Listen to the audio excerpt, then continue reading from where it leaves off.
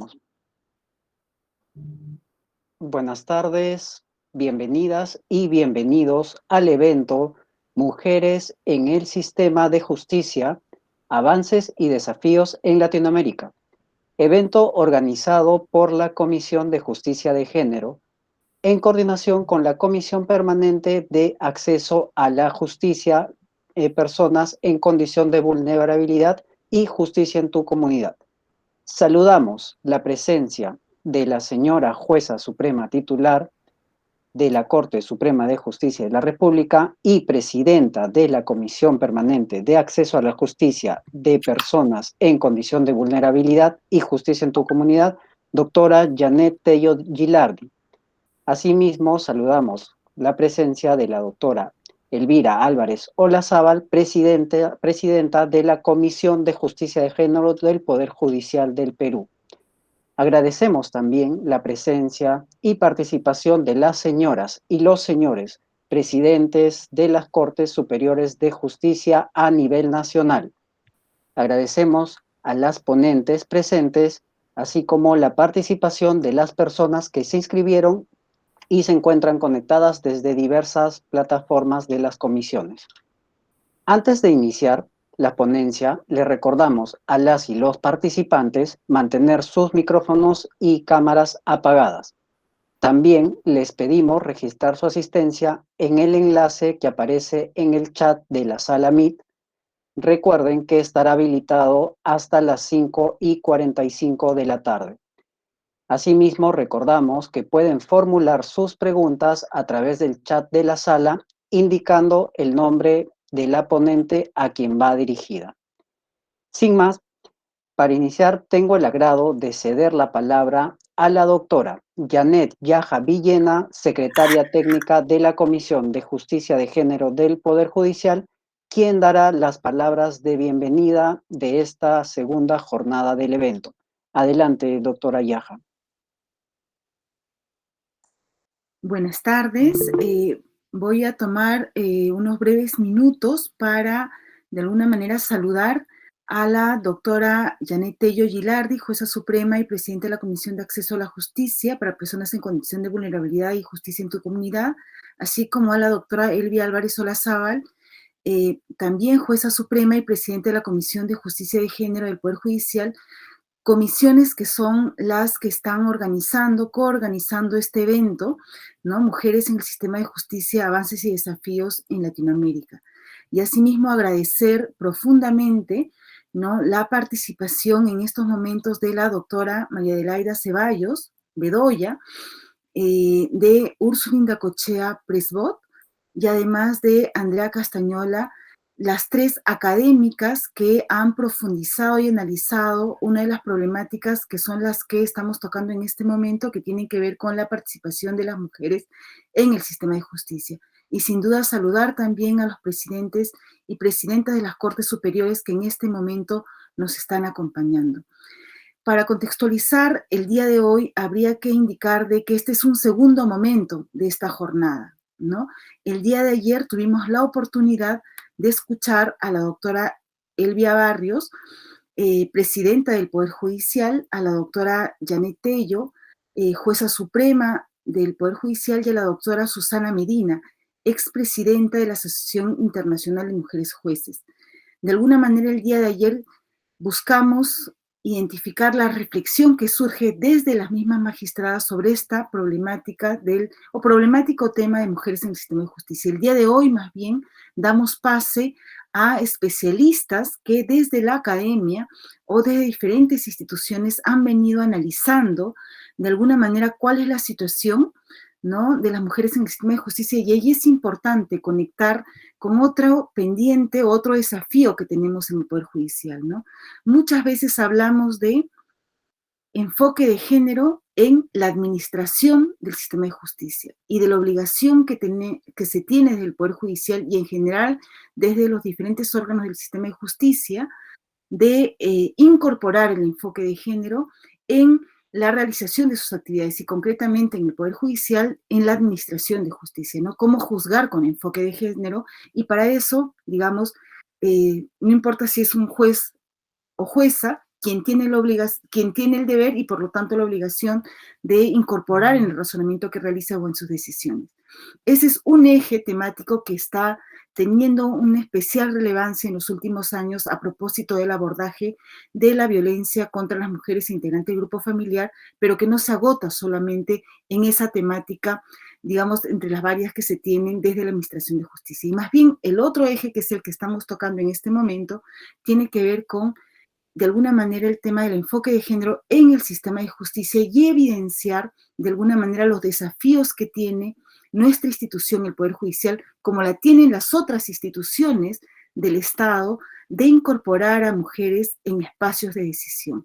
El día de ayer, y no voy a repetir, solamente enmarcar, veíamos cómo es que la data nos devolvía de que había una suerte de segregación vertical y horizontal en términos de la presencia de las mujeres en nuestra institución. El punto está en preguntarnos si eso es simplemente el resultado de una casualidad, es lo natural, o en realidad es la manifestación de una situación de discriminación estructural que no solamente acontece a los órganos de justicia, sino también a nuestra sociedad, ¿no? Ese es el contexto del día de hoy, y en ese marco, digamos, creo que tendríamos que estar muy atentos a lo que vayan a compartir con nosotros la doctora Ceballos, la doctora Indacochea y la doctora Castañola. Para terminar, y además dando cuenta de la bienvenida y agradeciendo la participación de cada uno y cada una de ustedes, quería comentarles de que justo el día de hoy, más bien en tono con el evento que estamos, que nos congregue en estos momentos, ¿no? Se ha lanzado una encuesta, la primera encuesta sobre igualdad en el Poder Judicial, que está dirigida para los servidores públicos que trabajamos en el Poder Judicial. Se ha llegado a cada uno de nuestros correos, seguramente si es que no ha llegado ahora va a llegar en las próximas horas. Les pedimos, ¿no?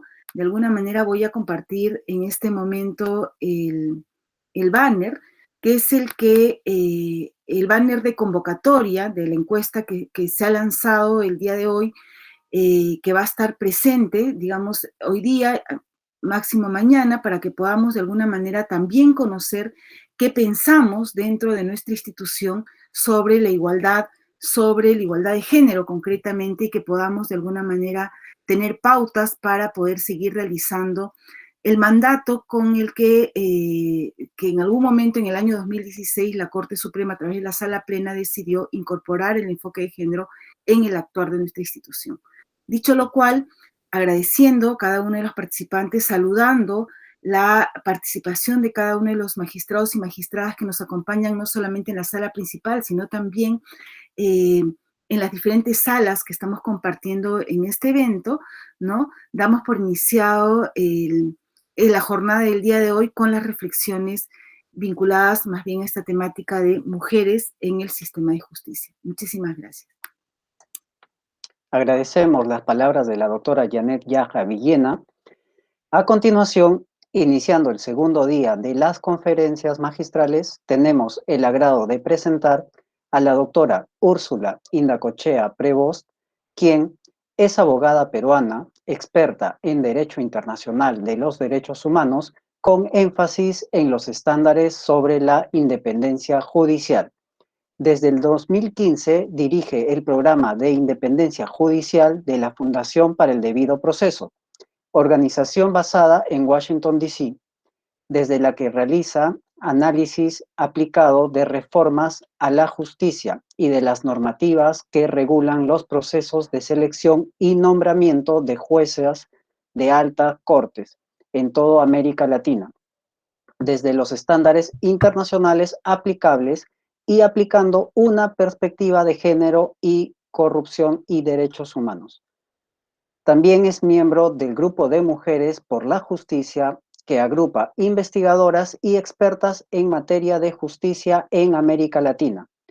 Es graduada por la Pontificia Universidad Católica del Perú con estudios concluidos de maestría en Derecho Constitucional por la misma universidad y estudios avanzados de derechos humanos en la Universidad Carlos III de Madrid. Ha trabajado como Legal Fellow en la Relatoría de Defensoras y Defensores de Derechos Humanos de la Comisión Interamericana de Derechos Humanos, en temas básicamente de operadores de justicia. Antes de eso, y por más de 13 años, se ha desempeñado como abogada especializada en litigio en las altas cortes en el Perú. En esta ocasión, la doctora Inda Cochea expondrá sobre la participación de las mujeres y el acceso a espacios de toma de decisión en los sistemas de justicia en Latinoamérica. Sin más, le damos el uso de la palabra a la doctora Úrsula Inda Cochea. Bienvenida, doctora. Muchas gracias. Buenas tardes a todas y todos. Un agradecimiento a la Comisión de Justicia de Género por esta invitación. Voy a poner mi cronómetro para no pasarme del tiempo y quiero compartirles también mi pantalla para poder empezar mi exposición.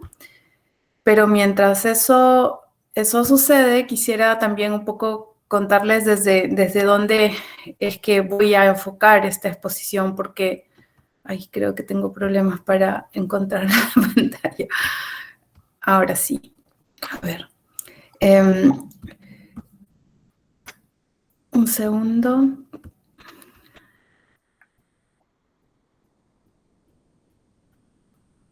¿Pueden ver ya mi pantalla? ¿No? Aún no, doctora. Ok. Un segundo, por favor. Bueno, mientras voy encontrando la forma de compartirlo, o quizás si me pueden ayudar, ustedes tienen mi exposición ahí también.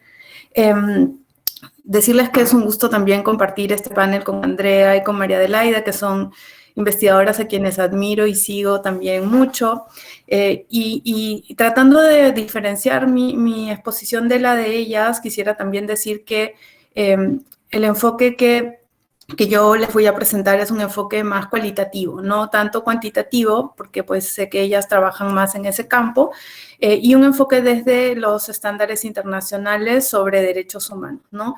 Basándome también en las experiencias, las observaciones, los obstáculos que identificamos desde aquí, desde el trabajo regional que hacemos en DPLF, con producto de conversaciones, investigaciones locales en diversos países. No hemos logrado identificar, digamos, algunos desafíos que yo voy a presentar como un desafío general y 3 desafíos específicos. Ahí está, creo. Disculpen por esta. Ahí está. Entonces, como les decía, quisiera hablarles sobre un desafío general y 3 desafíos específicos o concretos. El desafío general es la promoción de la aplicación de estándares internacionales sobre independencia judicial con una perspectiva de género. Quiero detenerme un poquito en esto, señalando que, digamos, los obstáculos o las barreras o los problemas que enfrentan o que obstaculizan o retrasan o disminuyen la participación de las mujeres en los sistemas de justicia tienen que ver con diversas facetas, diversos procesos, diversos aspectos, digamos, de esa participación. Y por lo tanto, debieran poder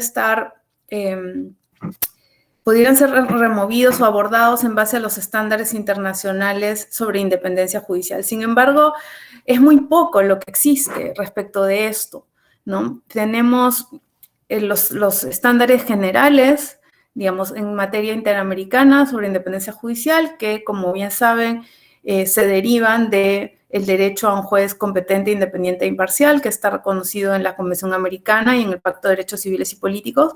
Y este derecho ha sido desarrollado en sus componentes por los órganos interamericanos y universales, y básicamente comprendiendo 3 grandes tipos de garantías reforzadas: un adecuado proceso de nombramiento, unas garantías frente a presiones externas y la garantía de la inamovilidad. Sin embargo, cuando revisamos estos estándares es muy poco, y los documentos que los desarrollan, es muy poco lo que encontramos respecto de un enfoque de género. Entonces, una de las grandes iniciativas que promovemos, no solo yo, sino diversas expertas de la región, es precisamente actualizar la lectura de estos estándares o la interpretación de estos estándares desde una perspectiva de género, lo cual implica no solamente el ingreso, sino también la permanencia, el ascenso, el uso de mecanismos disciplinarios, la forma en cómo las juezas y las magistradas experimentan presiones externas y ataques, amenazas, son diferentes que la de sus colegas varones, y por lo tanto, que nosotros creemos que un primer desafío general es poder interpretar desde una mirada con enfoque de género estos estándares generales. Eso no significa que no existan estándares. Existen estándares, pero estos estándares están más desarrollados en otros instrumentos que tienen que ver con derechos de las mujeres, como la Convención Belén do Pará, en el artículo 4J que regula la igualdad de acceso a la función pública en todos los niveles, o otros artículos de la Convención Americana, como el artículo 23.1c, que habla del derecho político a acceder a la función pública, ¿no? Son estos derechos políticos los que han tenido un mayor desarrollo. Sin embargo, aún así, los desarrollos se han enfocado en la participación política de las mujeres y no necesariamente la participación en los sistemas de justicia, ¿no? Hay 4 grandes informes temáticos y de país que desarrollan un poco este tema. El informe de garantías para los operadores de justicia, para la independencia de las y los operadores de justicia del 2013, desarrolla el tema de la participación de las mujeres solamente en lo que se refiere al proceso de selección y nombramiento. Luego hay un informe del 2011 que se llama Un camino hacia la democracia sustantiva, la participación política de las mujeres en las Américas, que sí desarrolla un apartado, un subcapítulo sobre la participación de las mujeres en el Poder Judicial. Luego tenemos un informe sobre derechos de las mujeres en Chile, en la familia, el trabajo y la política. Y ese informe también tiene un diagnóstico que bien podría extrapolarse a otros países porque pues, verifica la jerarquización, la estratificación, la división sexual del trabajo dentro de la judicatura, ¿no? Cosas que podemos observar en diversos países de la región.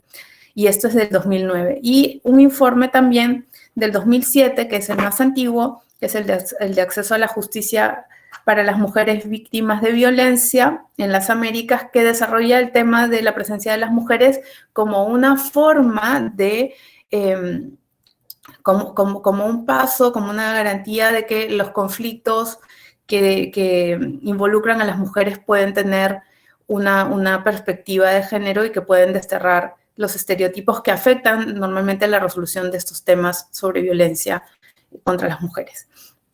Entonces, para cerrar sobre este desafío general, los estándares que abordan la participación de las mujeres en la judicatura lo hacen desde el ángulo del derecho a la participación política y acceso a los cargos públicos en condiciones generales de igualdad y no desde los estándares sobre independencia judicial. Entonces, el gran desafío es lograr esa desgenerización o generización, no sé, de estos estándares, ¿no? Y entonces pasaría a hablarles de los desafíos concretos. Siguiente diapositiva, por favor. Para abordarlos, creo que he tomado 2 puntos de partida. El primero es que el problema de la participación de las mujeres en los sistemas de justicia no es solamente ni principalmente un problema de ingreso. O sea, no teniendo más mujeres que ingresen al sistema de justicia, tendremos este problema resuelto, ¿no? Hay otras dimensiones que afectan la participación, que las voy a abordar seguidamente, y que son el ascenso y también la permanencia.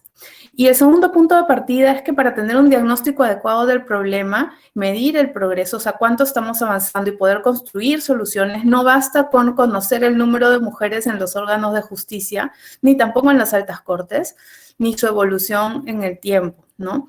Que hayan, digamos, 2 de 19 o 3 de 19 magistrados que sean solamente mujeres, pierde otra información muy valiosa sobre quiénes son esas mujeres, ¿no? No es lo mismo que esas dos mujeres sean mujeres afrodescendientes, por ejemplo, o con pertenencia a un grupo indígena, que sean mujeres blancas de las élites urbanas. Es diferente, ¿no?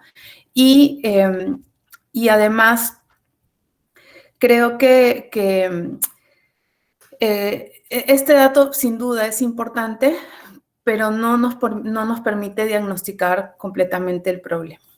Siguiente. Entonces, yo he agrupado los desafíos en 3 grandes grupos: el ingreso, el ascenso y la permanencia, y estos rasgos de los que les voy a hablar tienen que ver con situaciones que hemos detectado a lo largo de los últimos años en nuestro trabajo regional, ¿no? En cuanto al ingreso, a través de procesos de selección y nombramiento, creo que hay una gran diferencia cuando se trata de el ingreso, el nombramiento de jueces y juezas a las altas cortes que a las judicaturas de instancia, ¿no? Y altas cortes entendiendo también cortes de apelaciones cuando el procedimiento para ingresar a ellas es distinto que el de las judicaturas de instancia. ¿Y por qué? Porque lo que hemos observado es que los procedimientos de selección de altas cortes en la región siguen siendo altamente políticos, no necesariamente mediante mecanismos políticos, pero de forma institucional o quizás informal. Los poderes políticos siguen influyendo en esta elección, y por lo tanto las mujeres que quieren acceder a las altas cortes deben superar una serie de barreras que tienen que ver con la forma de hacer política, pero también con la alta discrecionalidad que tienen este tipo de nombramientos, ¿no?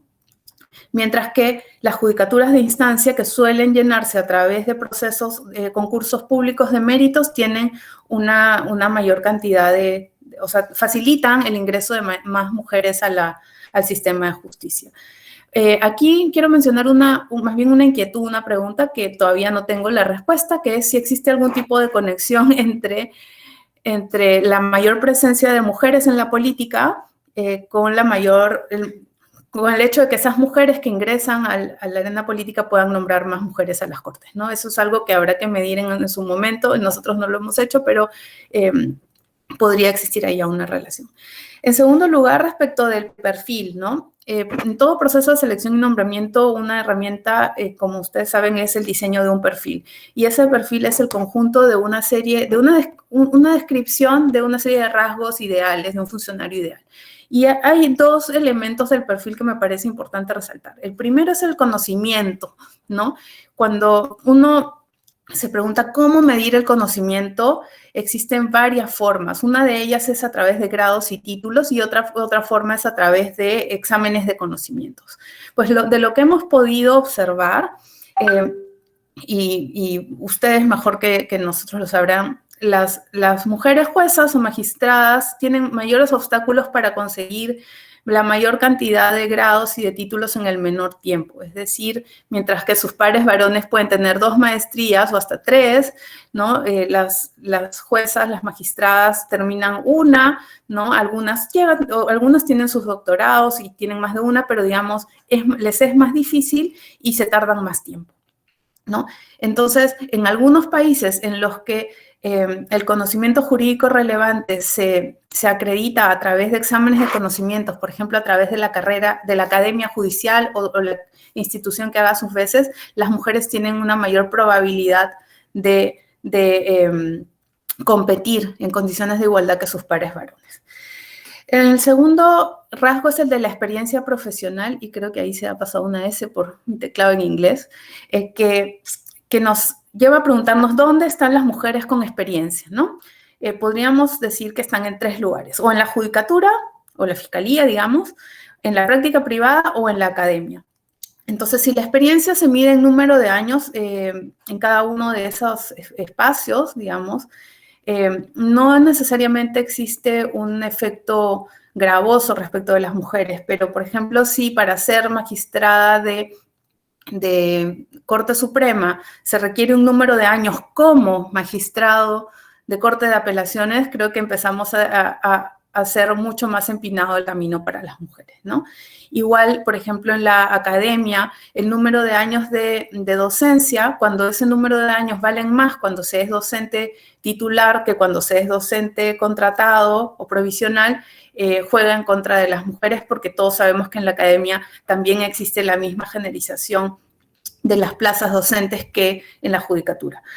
Entonces, hay que cuidar aquí que la experiencia profesional se mida en años y no en años como, y que podamos ubicar dónde se encuentran las mujeres con experiencia para tratar de allanar el camino y quitar esos obstáculos que les permiten competir en condiciones de igualdad con sus pares varones. En segundo lugar, en la calificación de los currículums, el mismo problema, uy, creo que no voy a terminar mi exposición, grados, títulos, publicaciones, existe un problema similar, ¿no? Darle un desproporcionado y razonable peso a los títulos versus el conocimiento o a las publicaciones sin ponerles topes también juega en contra de las mujeres. Y los reconocimientos también. ¿Quién reconoce a las mujeres? Los colegios de abogados que están históricamente dominados por hombres, o son los colegios, las asociaciones de derecho constitucional, las asociaciones de derecho civil, que están también generizadas, las que estamos esperando que reconozcan a las mujeres, ¿no? En tercer lugar, la entrevistas no planificadas y con preguntas no estandarizadas para todos también juegan en contra de las mujeres. Las observaciones que nosotros hacemos en los procesos de selección normalmente se centran en las entrevistas. Y lo que vemos es que a las mujeres les preguntan y se indaga mucho más por sus méritos y por su conocimiento para confirmar si realmente lo que aparece en el papel existe en la realidad. Y se les repregunta, y la duración de las entrevistas es distinta si se trata de mujeres y hombres en muchos casos.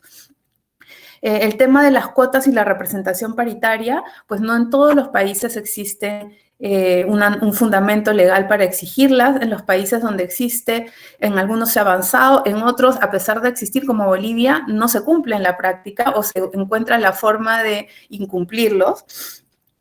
Y también el problema de la autoexclusión, ¿no? Que luego de haber tratado de solucionar todos los problemas anteriores, las mujeres no postulan y hace falta una investigación de por qué no lo hacen. Nosotros tenemos una hipótesis, que es que es tan difícil para las mujeres lograr el reconocimiento de sus méritos que exponerse en un espacio en el que esos méritos van a ser cuestionados con el riesgo de que en un mecanismo institucional sean rechazados, desvalorizados. No es algo que una mujer quisiera emprender o realizar, ¿no? Siguiente diapositiva. Voy a tratar de hacerlo más rápido para poder cubrir esto. En el tema del ascenso, es importante que la carrera judicial esté institucionalizada y definir cuál es la altura del techo, ¿no? Hay países como Guatemala, por ejemplo, donde las cortes de apelaciones no forman parte de la carrera judicial, entonces el techo es más bajo, con lo cual las mujeres no pueden subir ni al segundo escalón con facilidad, mientras que cuanto más alto sea el techo, pues, digamos, hay mucho más presencia de mujeres en la judicatura. Vinculado a esto, quizás está el penúltimo punto de romper el techo y no solo atravesarlo, ¿no? Hay mujeres que sin duda traspasan el techo, pero eso no significa que ayuden a otras mujeres a hacerlo. Entonces allí las redes de juezas, el mentoring, ¿no? Las asociaciones de mujeres juezas que se propongan visibilizar estas barreras, impulsar a sus mejores cuadros a subir y sobre todo abrir camino para las demás, es muy importante, ¿no?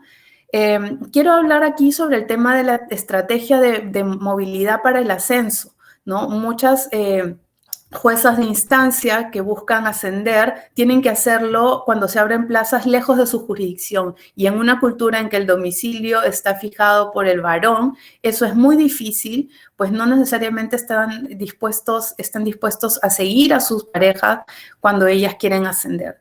Y digamos, quienes lo hacen, que son normalmente mujeres solteras o sin hijos, logran subir a un escalón hacia las cortes de apelaciones, Por la edad, por el grupo etario, normalmente estando en esta nueva locación, tienen después la dificultad de volver hacia el lugar donde realmente querían estar, porque tienen que enfrentar nuevamente el problema del domicilio, del arraigo, digamos, de la familia, ¿no? El tema de la previsionalidad también le juega en contra a las mujeres, ¿no? Digamos, por las dinámicas en las que varios países de América Latina se llenan las plazas provisionales por cercanía con las autoridades superiores. En el caso de Perú ha sido más bien al revés, ha sido la provisionalidad un medio para devolver la paridad a la Corte Suprema, pero no es así en la mayoría de los países.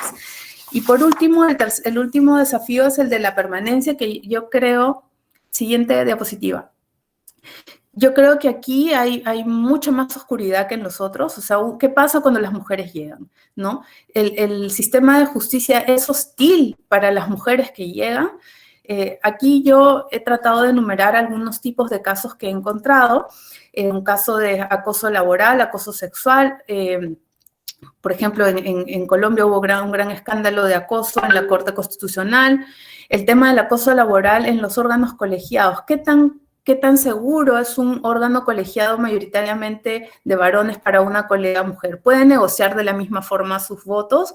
¿Se pone en cuestión su capacidad para ver casos complejos, para hacer las ponencias de los casos de mayor impacto social? Eso es un tema también que hay que resguardar, ¿no? Que sean los órganos colegiados espacios seguros para las juezas.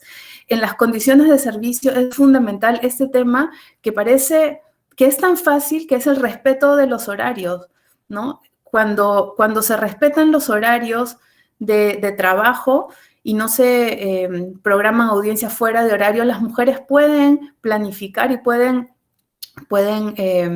sobrellevar la carga que significa estar en una alta corte y compatibilizarla con sus obligaciones familiares. El tema de la evaluación de desempeño, también es importante que las metas de productividad no sean irrazonables y que no se mida, por ejemplo, el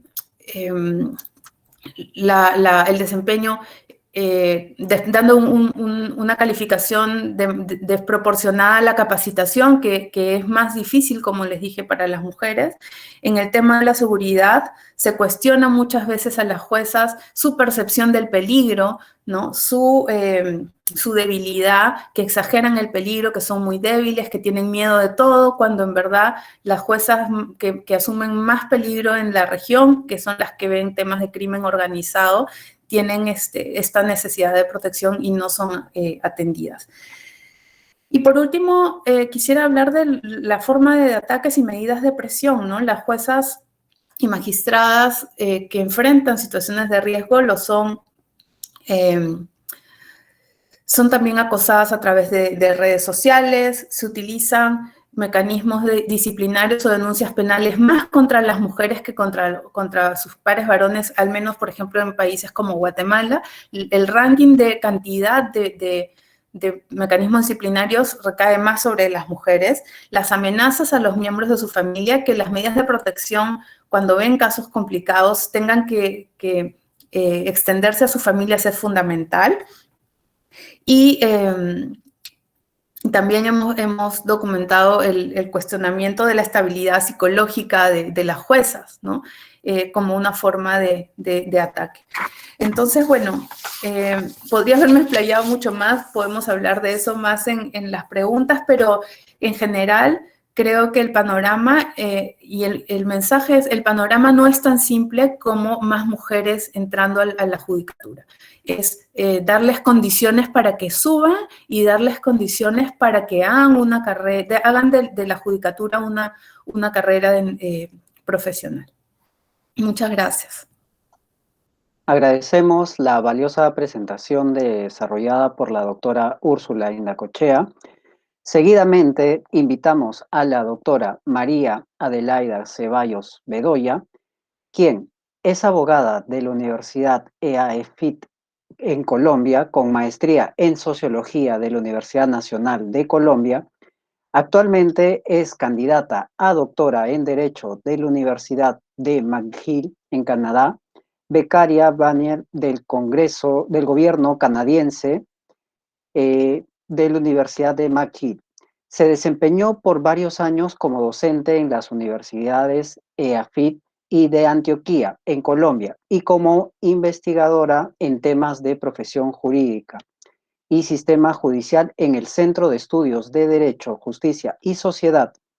Es coautora junto a Mauricio García Villegas del libro Abogados sin reglas. La doctora María Adelaida Ceballos en esta oportunidad expondrá sobre la participación de las mujeres y el acceso a espacios de toma de decisión en el sistema de justicia colombiana. Invitamos, antes de iniciar, invitamos a los participantes a ingresar a las consultas por el chat de la plataforma. Sin más, le cedemos el uso de la palabra a la doctora Ceballos. Bienvenida, doctora. Buenas tardes.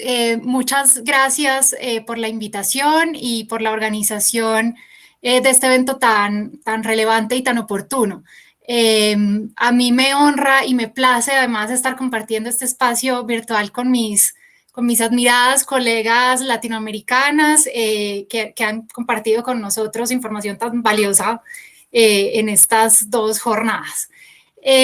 Bueno, yo hoy quisiera hablarles sobre la participación de las mujeres en el sistema judicial colombiano, como ya anunciaron, y concretamente dividiré mi presentación en dos partes. Primero les hablaré sobre los avances innegables que hemos tenido en Colombia en materia de equidad de género, en algunos aspectos que quizás se traslapan, pero omiten algunas partes importantes con lo que expuso Úrsula. Y segundo, describiré los problemas que ensombrecen o al menos ensombrecen parcialmente esos avances históricos. Y yo quisiera mostrarles estas dos caras, los avances y los problemas, a la luz de una obra de teatro que está en mi lista de favoritas, que es la obra Lisístrata, que como quizás muchas saben, es una comedia muy famosa de Aristófanes del siglo V a.C. que cuenta cómo una mujer llamada Lisístrata lidera una huelga en la que todas las mujeres atenienses hacen un pacto para no tener sexo con sus maridos y así forzarlos a acabar la guerra con Esparta. En ese proceso, las mujeres se apoderan de la Acrópolis y de los dineros públicos para, de alguna manera, impedir que los hombres sigan derrochando ese dinero público en los gastos de la guerra. Y finalmente, las mujeres logran su cometido y los hombres acuerdan la paz. Y les digo que quiero hablarles del caso colombiano a la luz de esta comedia, porque, bueno, obviamente porque es una obra muy interesante, pero ante todo porque, pues, si me permiten la licencia literaria, yo he encontrado que las historias de Colombia y de Lisístrata tienen un punto fuerte en común, que quizás incluso se conecta mucho con el llamado que nos hizo Úrsula. Y es que a primera vista, ambas historias pueden llevarnos de alguna manera, a conclusiones optimistas sobre los triunfos de las mujeres en la arena pública. Pero si analizamos esas historias con un poco más de detalle y digamos de una forma más contextualizada, entonces notaremos que quizás tenemos un panorama menos feliz de lo que podría parecer inicialmente, ¿cierto? Nos falta como estudiar más el trasfondo de los datos que les mostraré. Entonces quiero mostrarles primero las cifras para el optimismo, los datos que nos muestran que casi que como en Lisístrata, las mujeres hemos llegado masivamente a la arena pública en Colombia. Pues a la judicatura en concreto. Y hemos ocupado espacios impensables hasta hace muy poco en un campo tradicionalmente e históricamente dominado por los hombres, como por supuesto es el Poder Judicial. Entonces este es el primer lado que quiero mostrar, la faceta del triunfo si se quiere. Y yo también voy a intentar mostrarles voy a tratar de compartir la pantalla para mostrarles unas cifras.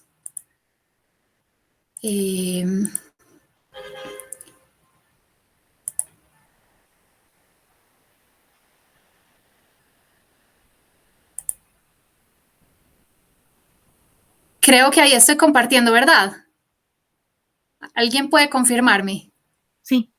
Sí, listo. Bueno, entonces quizás lo primero que hay que decir es que las mujeres en Colombia tenemos hoy la mitad de las tarjetas profesionales de abogados. Y además, desde hace un par de décadas, las mujeres somos una clara mayoría entre los estudiantes y los graduados de Derecho.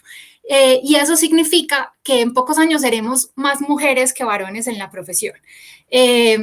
Si uno lo pone en perspectiva, digamos, de largo plazo, este avance pues es inmenso en comparación con lo que ocurría hace 50 años, cuando las mujeres solamente teníamos cerca del 7% de las tarjetas profesionales de abogados del país.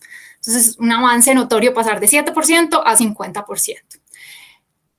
Ahora, si pasamos al Poder Judicial, encontramos que en los niveles bajos y medios, lo que, digamos, entiendo que puede ser denominado como jueces de instancia, encontramos que en esos cargos, pues a esos cargos se llega a través de los concursos de méritos. Aunque debo decir que hay una buena proporción de jueces y juezas provisionales que son elegidos de manera discrecional, y esa provisionalidad es un tema que ya han tocado otras expositoras, pero en el que no me voy a adentrar ahora. En este caso, en estos cargos bajos, lo que encontramos es que las mujeres hemos alcanzado la paridad. Y también tenemos paridad en Colombia en algo que denominamos los consejos seccionales, que son, por así decirlo, los órganos con funciones de administración del Poder Judicial en el nivel regional. Ahora, nuestra presencia se reduce de manera importante a 34% en los tribunales, que son las cortes más altas en el nivel regional, cargos a los que también se accede a través de concursos de méritos. Pero en todo caso, si uno le pone la mirada, la mirilla optimista, uno podría decir que este es un avance significativo si se piensa que hace apenas unas 3 décadas estos eran tribunales casi que totalmente masculinos, ¿verdad? Bueno, ahora pasemos a las altas cortes. En Colombia tenemos 5 altas cortes permanentes y una corte temporal, que es la Jurisdicción Especial para la Paz. Cada corte tiene un sistema de elección diferente, que no tengo tiempo de analizar acá, pero en todos esos casos las elecciones, como había anunciado ahorita también Úrsula, son eminentemente políticas y discrecionales, por decirlo así. Pero bueno, lo que yo quiero subrayar es que en las altas cortes también tenemos hoy algunos datos que yo considero que son alentadores. Por primera vez en la historia tenemos paridad en 3 altas cortes. En el Consejo Superior de la Judicatura, en la Jurisdicción Especial para la Paz y en la Corte Constitucional. En esta última tenemos 4 mujeres entre 9 magistrados, por primera vez. Y a mí me parece particularmente significativa la paridad en la Corte Constitucional, porque esta ha sido una corte muy resistente al ingreso de las mujeres. Incluso hay una anécdota muy elocuente de la primera magistrada que entró en 2001, que es la doctora Clara Inés Vargas, porque ella cuenta que cuando llegó a la oficina ni siquiera había baños para magistradas mujeres. Y dice ella que eso seguramente se debía a que cuando construyeron el edificio unos años antes, el edificio había sido reformado hacía poco, pues cuando lo construyeron ni siquiera se imaginaron que llegarían mujeres a esos cargos. Entonces, creo que es un cambio relevante y positivo.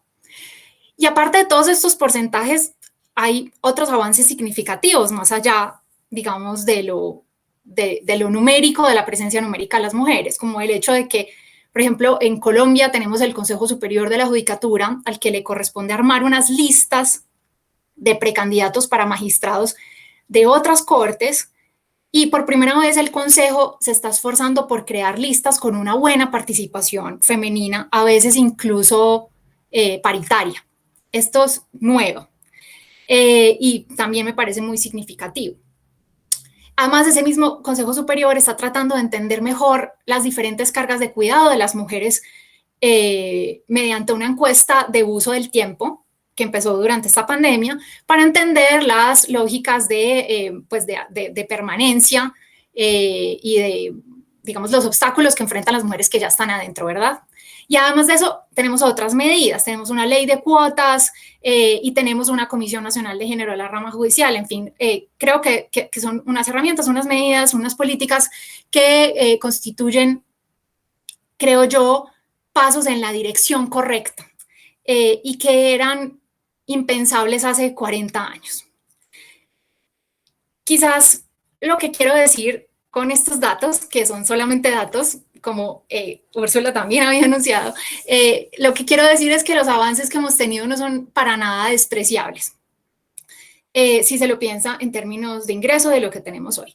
De alguna manera, mi interpretación de esta realidad corresponde a un diagnóstico que una vez le leía a Yuval Harari, que dice o enfatiza en cómo el movimiento de las mujeres puede ser la revolución social y política más importante del último siglo. Si uno piensa que hemos conseguido abrirnos muchos espacios que no habían sido alterados en miles de años, y esos espacios fueron modificados en relativamente poco tiempo y sin usar la violencia. Yo creo que realmente somos un movimiento excepcional si lo pensamos así. Entonces, vuelvo a Lisístrata, a mi planteamiento inicial. Yo creo que estos datos, como en el escenario ateniense, nos ofrecen un panorama optimista con una entrada masiva y muy potente de las mujeres a la arena pública, incluso a espacios decisorios, como mostré, pues paridad en 3 cortes es, por supuesto, una presencia importante, y con un consecuente desplazamiento de los hombres que tradicionalmente habían ocupado esos espacios. En Lisístrata, cuando las mujeres habían intentado intervenir en asuntos públicos, les contestaban: de la guerra se ocuparán los hombres. Y las mujeres respondían con discreción y con silencio. Y eso fue justamente lo que la huelga sexual que ellas promovieron buscó cambiar, ¿cierto? Y para seguir con el paralelo, de alguna manera, yo percibo que a las mujeres colombianas también nos habían dicho, y quizás a las mujeres latinoamericanas en general, nos habían dicho: de la justicia se ocuparán los hombres. Y ese es el horizonte que hemos venido tratando de transformar con algunos triunfos cruciales como estos que he mostrado mediante estos datos. Ahora viene el bemol o digamos la cara pesimista o menos feliz de estas historias. Empiezo con Lisístrata. Lisístrata es considerada por muchas como un símbolo del feminismo combativo, porque, como dije, es una historia que nos muestra que las mujeres unidas consiguen ocupar la arena pública y consiguen imponer su voluntad y su presencia masiva ante los hombres. Ellas consiguen poder de decisión y consiguen ser escuchadas, ¿cierto? Pero al mismo tiempo, como advierte la profesora Mary Beard, quizás sea demasiado ingenuo destacar solamente ese lado victorioso de la historia, sin pensar en el contexto y en otros hechos relevantes para interpretar, digamos, para interpretar esa obra, porque, digamos, uno puede incluir varios factores o varios hechos en consideración. Por ejemplo, lo cierto es que en los tiempos de Aristófanes, tanto el público como los actores eran varones, así que de inclusión de las mujeres teníamos muy poco. Y no solo eso, sino que la obra, pues esta obra era una comedia justamente porque su gracia residía en su apuesta por una historia absurda, por una historia grotesca, como es la llegada masiva de las mujeres al poder. Eso era lo que la hacía risible, entre otros factores más obscenos. Pero hay otros elementos de la obra que también ensombrecen nuestra mirada, digamos, optimista y combativa. Por ejemplo, pues en esta obra la fantasía del poder de las mujeres queda aplastada, o sea, queda firmemente aplastada al final de la obra, porque como el poder de las mujeres no estuvo soportado por un cambio estructural, el triunfo de las mujeres termina siendo temporal, es un triunfo muy débil, muy inestable, y los hombres recuperan pues el poder que ellas, entre comillas, les quitaron. Y más aún, al final de la obra, los hombres pactan la paz usando el cuerpo de una mujer desnuda como mapa en el cual se reparten, metafóricamente se reparten los territorios en disputa. Esto para mí es una imagen de la presencia de la mujer usada para la charada, pues como para la puesta en escena, o sea, usada como un medio para otros fines que son los fines masculinos. Entonces, si tenemos en cuenta el contexto y otros detalles de la obra, vemos su lado sombrío, ¿cierto? Y lo que yo propongo es que algo similar podría decirse del Poder Judicial colombiano. Yo diría que los logros alcanzados en Colombia tienen también que ser analizados a partir del contexto y de otros hechos relevantes para la historia colombiana. De alguna manera también, pegándome del hilo del discurso de Úrsula, esos datos no nos alcanzan a decir qué hay en el trasfondo, o nos dicen, no nos alcanzan a decir todo lo que hay en el trasfondo. Detrás de los datos optimistas que les he descrito antes hay una cultura en Colombia profundamente machista, con dinámicas todavía muy poderosas de desigualdad y discriminación que por supuesto se reflejan y a veces incluso hasta se magnifican en el Poder Judicial. Y hay otros fenómenos negativos que muestran que todavía queda mucho, mucho por hacer. Yo, por supuesto, no tendré tiempo de ocuparme de todos estos fenómenos, pero trataré de ofrecerles información para mostrar ese lado de alguna manera sombrío o menos esperanzador del panorama colombiano, y algunos de esos datos pues están en esta diapositiva que he venido compartiendo. Quizás lo primero que hay que decir aquí es que todavía no hay paridad en los tribunales, vuelvo a la mirada muy cuantitativa, porque como dije somos apenas el 34%. Esto a pesar de que hay suficientes mujeres cualificadas para llegar a esos cargos. Este dato, este 34%, como dije, es un cambio importante en relación con la situación de hace un par de décadas, o hace más bien 3 décadas, pero también hay que decir que en 2013 éramos el 37% de los magistrados, casi una década, o sea que nuestra representación en este nivel no solamente está lejos todavía de la paridad, sino que incluso ha retrocedido un poco en los últimos lustros. Es un desbalance que el concurso de méritos no ha conseguido resolver, porque recordemos que la enorme mayoría de estos cargos se eligen a través del concurso. Y lo que yo he encontrado en este caso, durante mi tesis doctoral, es que las mujeres somos menos que los hombres entre los participantes para el concurso, pero además, debido a desigualdades estructurales asociadas al género, las mujeres tenemos en promedio un peor desempeño que los hombres en las pruebas estandarizadas que definen el acceso a estos cargos.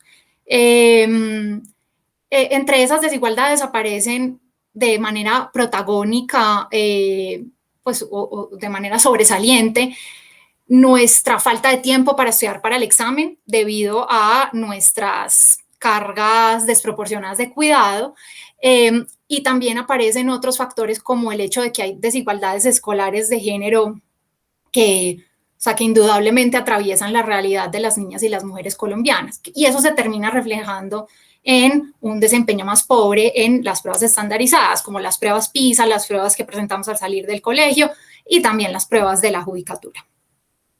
Esto apenas está empezando a ser diagnosticado. Y además, quiero decir que en la presencia de las mujeres en los tribunales tiene variaciones regionales importantes. Por ejemplo, en 2020, en el Tribunal Superior de Cundinamarca, que es donde queda Bogotá, había solamente una mujer entre 13 hombres. Y así ocurre en otros tribunales de otras regiones. Es algo también de lo que hablamos muy poco y que queda oscurecido por esta cifra, digamos, del universo de magistrados de los tribunales. Ahora, en cuanto a las altas cortes, antes señalé algunos avances importantes, pero también hay que decir que estamos lejos de alcanzar la paridad en algunos casos. En la Corte Suprema, como ven aquí, solamente somos el 18% de los magistrados, y de hecho hasta hace poco no había ninguna mujer en la sala civil de la Corte Suprema. En el Consejo de Estado tenemos un 26%, en la Comisión Nacional de Disciplina somos el 29%, y digamos, más allá de eso, creo que es importante resaltar que no solamente estamos todavía lejos de la paridad, sino que nuestra inclusión no ha sido necesariamente progresiva, que ese puede ser también otro problema de la mirada demasiado optimista. Por ejemplo, nuestros niveles actuales de participación en la Corte Suprema y en el Consejo de Estado son incluso un poco menores que los que teníamos hace 10 años.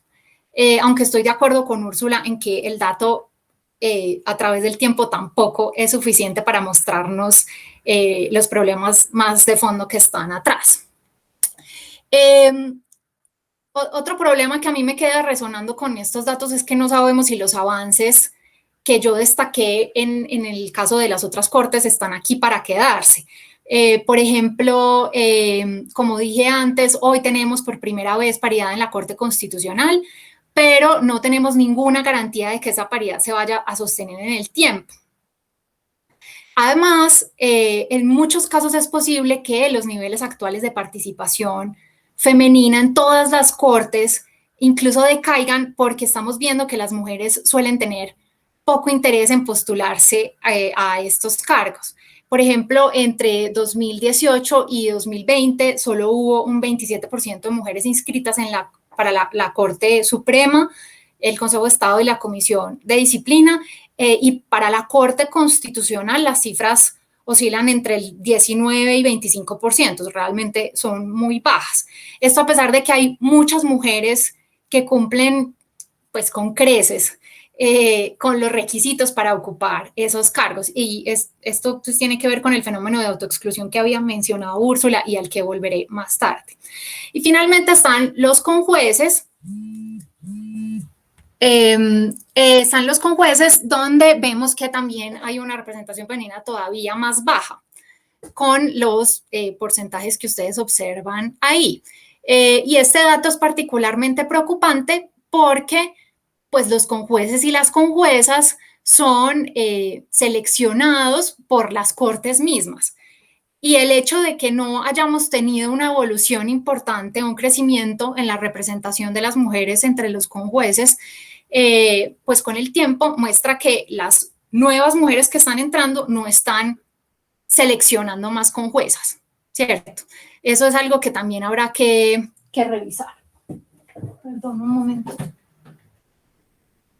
Bien, voy a dejar de compartir ahora.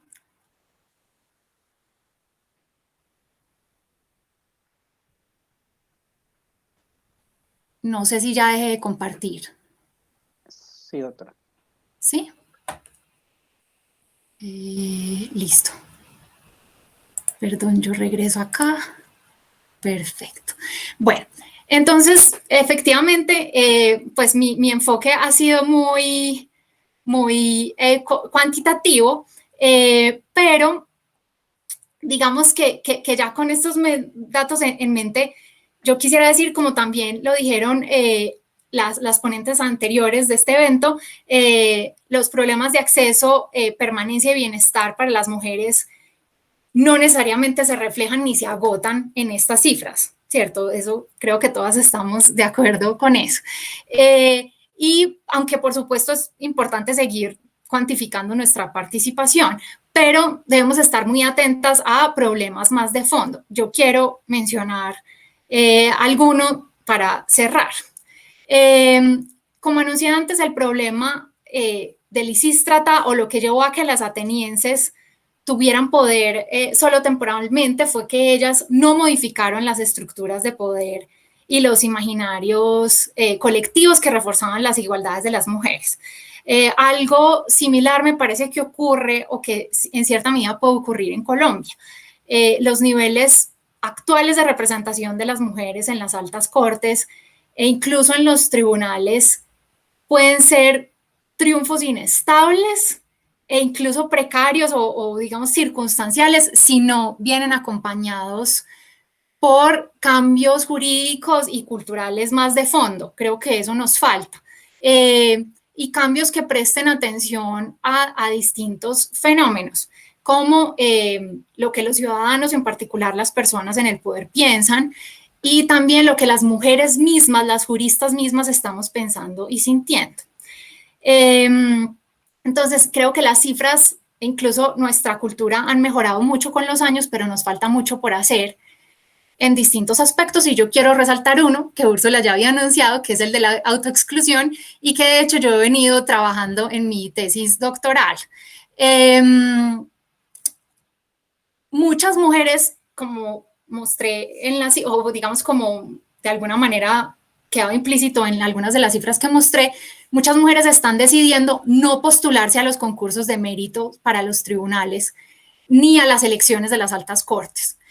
Hay muchas explicaciones para esta autoexclusión, pero en mi investigación han sido sobresalientes al menos dos explicaciones. La primera está atada a la falta de reconocimiento de la autoridad y el valor de las mujeres en la judicatura, particularmente en los cargos más altos. Las juezas de instancias bajas sí se sienten más reconocidas, pero los cargos altos cambian la dinámica. Entonces, muchas de mis entrevistadas me han expresado que han perdido el interés de postularse a estos cargos porque creen que su participación será muy desgastante y termina siendo como una charada, como un requisito para cumplir una cuota. O, digamos, a veces incluso cuando sí son elegidas, ellas se enfrentan con ámbitos de trabajo muy hostiles, donde sus opiniones son poco reconocidas. La segunda explicación tiene que ver con el hecho de que las mujeres solemos tener una responsabilidad desproporcionada en el trabajo de cuidado, y esas cargas hacen que las mujeres tengan menos tiempo para prepararse para los concursos, por ejemplo, incluso para animarse a inscribirse, o para hacer el lobby necesario para acceder a las altas cortes, pero también muchas mujeres las mujeres parecen estar menos dispuestas a asumir las largas jornadas que imponen estos altos cargos dentro de la judicatura, tema que ya también anunció Úrsula. Hace poco, de hecho, entrevisté a una magistrada de un consejo seccional y me decía, por ejemplo, que ella solía llegar un poco tarde a la oficina y uno de sus colegas hombres se lo reprochaba y ella le contestaba: es que yo tengo que dejar a mis hijos listos para que se vayan al colegio, en cambio a usted, su esposa, hasta les coge la ropa que se va a poner. Y ella me decía, y eso no era un chiste, yo sé que es verdad que la esposa sí les coge la ropa. Entonces, bueno, sobra decir que este fenómeno de autoexclusión y tantos otros persistentes requieren de una mirada interseccional, porque, por ejemplo, obviamente tienen más razones para autoexcluirse las mujeres que no tengan la capacidad económica para delegar tareas de cuidado en otras personas, o las mujeres racializadas que pueden percibir con todavía más rigor que su postulación está haciendo como una cuota o como una movida política o simbólica o qué sé yo. Entonces, de nuevo, a mí se me viene a la cabeza esa idea de la mujer usada como un medio para otros fines, como para los fines masculinos del hombre de turno seleccionador, ¿verdad? Entonces, bueno, recojo varios pensamientos finales para cerrar. He mostrado, pues he tratado de mostrar cómo en Colombia hemos tenido innegables avances, pero también hay unas cifras todavía preocupantes.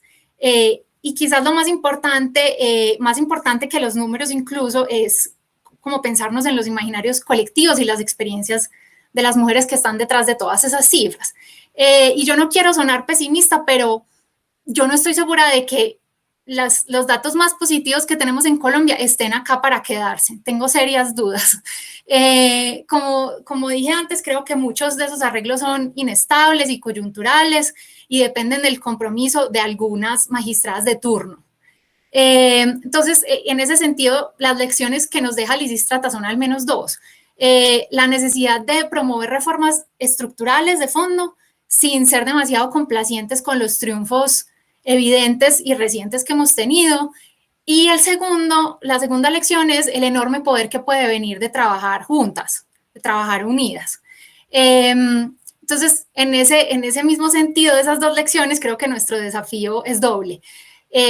Primero, asegurarnos de que no haya retrocesos y de que los cambios sean permanentes y robustos. Y segundo, ojalá que busquemos esos cambios estructurales juntas. Por eso este espacio me parece tan maravilloso.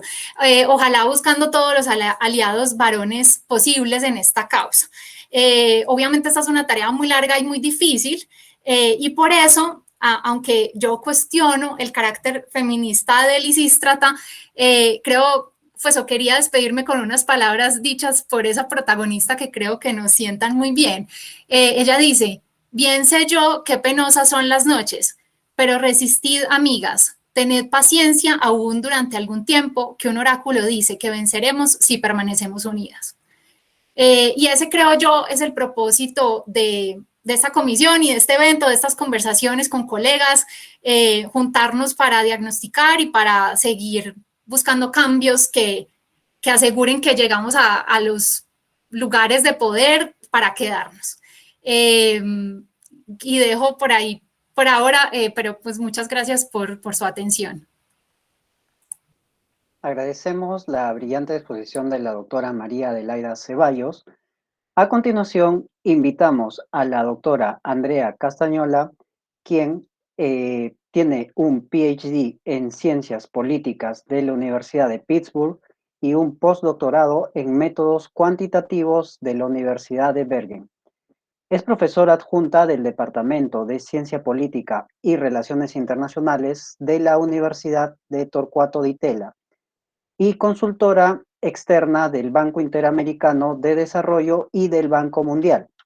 Además, es experta en las áreas de transparencia, justicia, instituciones, rendición de cuentas y lucha contra la corrupción.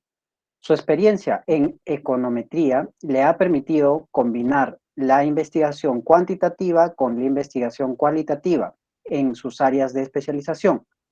Sus investigaciones han sido publicadas en Cambridge University Press y revistas académicas internacionales especializadas como British Journal of Political Science, Journal of Politics, Journal of Politics in Latin America y Política y Gobierno. En esta ocasión, la doctora Andrea Castañola expondrá sobre la participación de las mujeres y el acceso a los espacios en toma de decisión en el sistema de justicia argentino. Le cedemos el uso de la palabra a la doctora Castañola. Hola, buenas noches acá en el hemisferio sur. Buenas tardes en donde se encuentren por la zona más andina. Es un honor y un placer estar aquí con ustedes. Muchas gracias por la invitación. Y el día de hoy les voy a hacer una presentación de los resultados preliminares de un proyecto de investigación que estoy desarrollando con un colega, Aníbal Pérez Liñán, y que es en colaboración y con el apoyo de la Fundación Konrad Adenauer, el Programa de Estado de Derecho para América Latina. Me invitaron para hablar de Argentina, pero voy a hacer una breve introducción de algunos datos que tenemos para América Latina, que me parece que complementan muy bien con la información que presentó Úrsula antes y que nos puede ayudar a entender el porqué, digamos, de estos desafíos. Voy a arrancar acá en la primer filmina, digamos, tengo acá la integración histórica de los jueces y juezas de la Corte Suprema de Uruguay. La única razón por la cual elegí Uruguay, nuestros hermanos uruguayos, es porque tienen una forma muy linda y gráfica y visual de ver todos los miembros, ¿no? Todos los jueces que integraron desde el inicio de la creación de la Corte Suprema en Uruguay hasta hoy en día. Y lo que podemos ver es, básicamente, algo que refleja mucho la situación latinoamericana, digamos. Y Uruguay es uno de los mejores países, ya para adentrarles un poco en los resultados. Lo que vemos acá es que desde la creación de la Corte Suprema en Uruguay hasta la actualidad, 82 jueces pasaron, de los cuales solo 5 fueron mujeres en la Corte Suprema. Esto es 6% de todos los jueces, de todos los miembros, digamos, de la Corte Suprema en Uruguay fueron mujeres. Y la primera mujer en Uruguay, digamos, fue en el 81. En realidad, cuando uno se pone a pensar y hace un estudio histórico, digamos, de la conformación, la participación femenina en las Cortes Supremas y tribunales constitucionales de América Latina, que es lo que estuvimos trabajando con Aníbal, uno encuentra y rastrea y se pregunta, ¿quién fue la primera mujer y dónde fue? Bueno, la Corte Suprema de México, en el 1961, designó la primer mujer en la Corte Suprema en toda América Latina, fue María Cristina Salmorana de Tamayo, y ella entró con 43 años y permaneció durante 25 años en la Corte Suprema Mexicana. Este es un dato no menor y vamos a ver por qué, digamos, que ella permaneció tanto, porque una de las particularidades, digamos, de las juezas que han integrado, digamos, las Cortes Supremas en América Latina ha sido la corta duración y la fuerte inestabilidad. Y eso también está relacionado con otro proyecto de investigación que realizó Aníbal Pérez Liñán con otros coautores, en donde lo que ellos estudian es justamente la duración y los momentos de apertura en donde uno puede esperar, digamos, la incorporación de juezas a las altas cortes. Lo que me gustaría hablar con ustedes el día de hoy y presentarles es básicamente 3 temas. Primero, darles un pantallazo de cómo es la participación de las mujeres en las Cortes Supremas y tribunales constitucionales de la región de una perspectiva histórica, para que podamos ver los avances y retrocesos, digamos, en la región. Después voy a comentarles un poco de la situación de Argentina, que es por la cual me convocaron. Y por último, si me sobra tiempo, me gustaría mostrarles un par de datos sobre Perú, que me imagino que muchos de ustedes están al tanto, pero bueno, es como el bonus track, digamos, del día de hoy. Lo que tenemos acá es algo que se llama mapas de calor, que es una forma de graficar, de visualizar datos bien palpables, en donde estamos acá proyectando la proporción, el porcentaje de mujeres en las Cortes Supremas de América Latina, utilizando un semáforo de colores, ¿no? Que es una forma bien rápida y directa de poder interpretar para ver cómo fue evolucionando, ¿no? Entonces, cuando vemos rojo, los países rojos es ninguna mujer en la Corte Suprema. Cuando vemos que el rojo se va tornando a naranja, anaranjado, vemos que el 25% de las cortes están integrados por mujeres. Amarillo sería un 50%, y ya si vemos verde, sería la gloria, la luz, digamos, el 100% de las mujeres en las Cortes Supremas de América Latina. Lo que vamos a ver acá, yo les voy a mostrar la proyección cada 10 años de cómo fue variando, digamos, el porcentaje, el promedio de juezas en cada uno de estos países. Pero algo que me parece que es importante pensar, digamos, es a qué nos referimos con equidad de género, ¿no?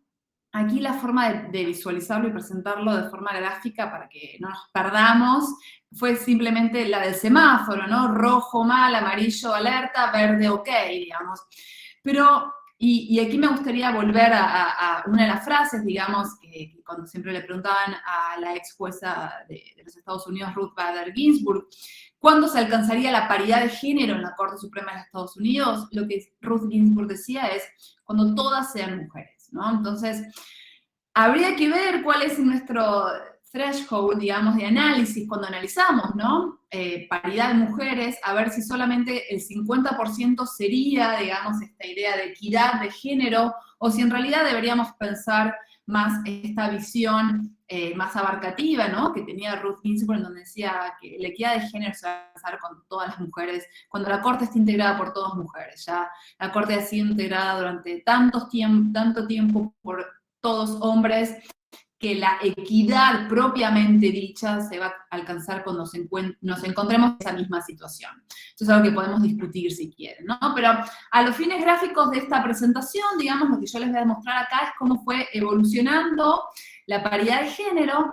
Vemos ya en el 2000, ¿no? Vemos ya que Estados Unidos empieza a aclarar, vemos que algunos países de América Latina dejan de ser fuertemente rojos, no vemos que ninguno haya alcanzado el 50%, vemos que en el 2010 empieza a asombrar, a aparecer algunos colores más amarillos, más que naranjas, digamos, y en la actualidad, al 2021, sí vemos, digamos, una presencia marcada, digamos, del color amarillo, pero no vemos que en ningún país, digamos, en América Latina, en los países que nosotros estuvimos analizando, encontremos el 50% de las juezas en las Cortes Supremas de América Latina.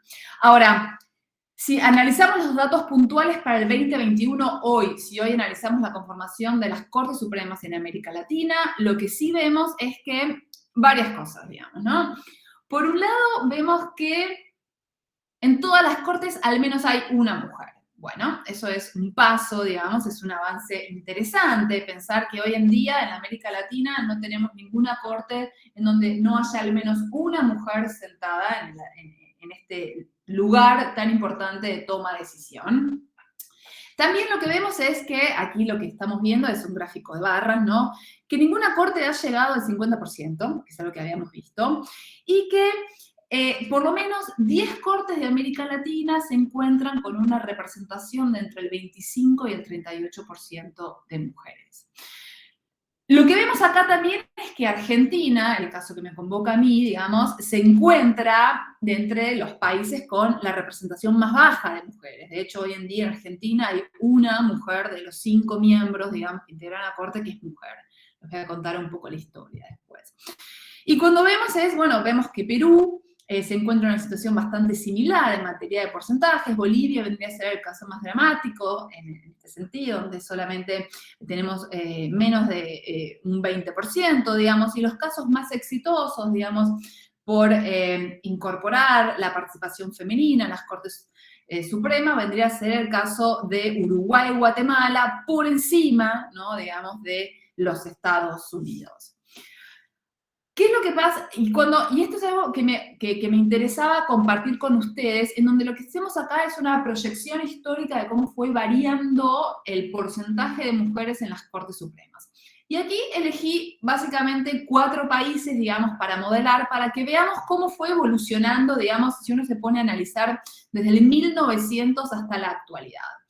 Lo que vemos es que salvo para el caso de Argentina, que es el 1970, cuando ingresa la primera mujer en la Corte Suprema en Argentina, en estos 4 países en donde elegí representarles, digamos, las primeras mujeres entran en los 80s. Hasta antes de los 80s, en Argentina, Guatemala, Honduras y Perú, no teníamos ninguna mujer que integrara estas altas cortes. Lo que vemos después son diferentes patrones, ¿no?, de incorporación de la participación femenina, ¿no?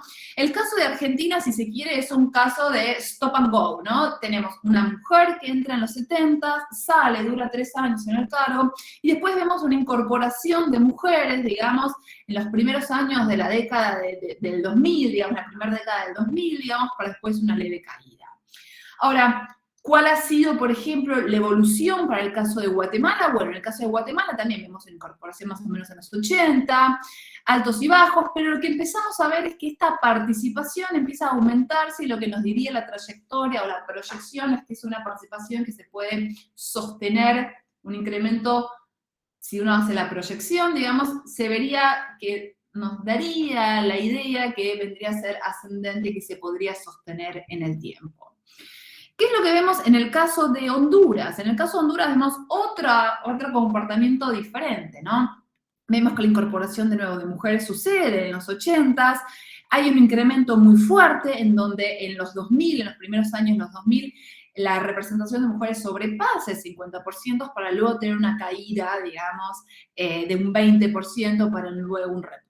Y lo que vemos en el caso de Perú, digamos, vemos que en la Corte Suprema vemos un incremento de las mujeres que, si bien no es tan grande a comparación del incremento de la proporción de mujeres o del porcentaje de mujeres en las cortes, como ha sido el caso de, por ejemplo, Guatemala y Honduras, sí vemos que el caso de Perú es un incremento ascendente y sostenido en donde no necesariamente se ve un retroceso. Esto lo que nos estaría diciendo es el patrón, ¿no?, digamos, de incorporación de mujeres y de qué forma esta incorporación se sostiene en el tiempo y no responde a exabruptos contextuales o coyunturales que permitiría, digamos, la entrada de mujeres. Estos datos que les mostré son para las Cortes Supremas, digamos, qué es lo que pasa en los tribunales constitucionales. Bueno, lo que vemos en los tribunales constitucionales de América Latina, como ustedes saben, no todos tienen tribunales constitucionales, en muchos países tenemos el control difuso de la constitucionalidad, aquellos países están pintados, digamos, en grises.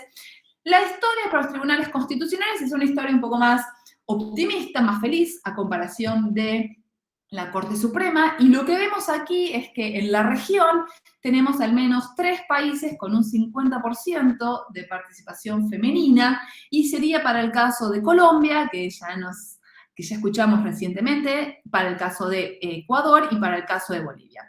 Y algo acá interesante que yo les quería mostrar es de qué forma esta participación femenina se fue incorporando, ¿no? ¿Cuál fue la dinámica, ¿no? Y lo que vemos acá, por ejemplo, para el caso de Colombia, de nuevo, es similar a lo que sucedió en la Corte Suprema de Perú, ¿no? Es una incorporación lenta, paulatina, pero sostenida en el tiempo.